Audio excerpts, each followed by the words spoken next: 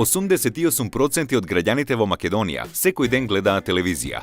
Од нив дури 62% сметаат дека од различни медиуми добиваат спротивни информации за ист настан.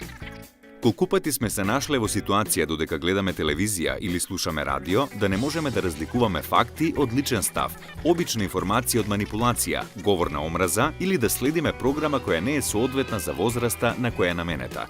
Дали знаете дека има институција која е надлежна да го контролира сето ова? АВМУ или Агенцијата за аудио и аудиовизуелни медиумски услуги. Дали знаете дека оваа институција меѓу останатото се финансира и од пари на граѓаните? Кога плаќаме радиодифузна такса, 6% од тие средства одат на сметката на агенцијата. Поточно, само во 2017 година, таа сума е предвидено да изнесува 47 милиони денари, односно 38% од вкупниот буџет на агенцијата. Оваа година во буџетот на агенцијата дополнително ќе се слеат 8 милиони и 200 илјади денари од државниот буџет во име на локалните избори. Пари кои исто така доаѓаат од џебот на граѓаните. Токму затоа имаме право да бидеме информирани за работата на оваа агенција и секако, како активни и одговорни граѓани, да влијаеме преку поднесување представки за работењето на одреден медиум. Работата на агенцијата е да ги поттикнува развојот, слободата, независноста и професионалноста на медиумите, како и да ги штити нашите граѓански интереси. Оттаму таа треба да се грижи медиумите, да известуваат вистинито и објективно, да поттикнуваат диалог и дебата, како и да не шират говор на омраза. Агенцијата за аудио и аудиовизуелни медиумски услуги треба да ја штити малолетната публика и да ја зголемува медиумската писменост.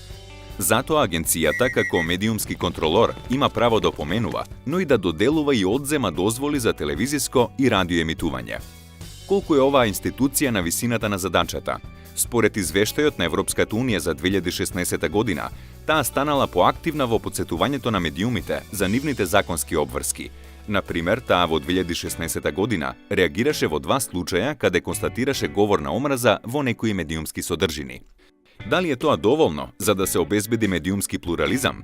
Извештајот на Freedom House за прв пат во 2016 година ја вброи Македонија во неслободни земји во поглед на медиумите. Затоа Европската унија истакнува дека оваа институција треба да го зајакне мониторингот врз медиумите. Европската унија исто така изразува сериозна грижа за политичкото мешање во уредувачката политика на медиумите, особено кај националниот радиодифузер. Заклучок. Институциите ни припаѓаат нам, на граѓаните. Ние имаме право да знаеме што работат институциите.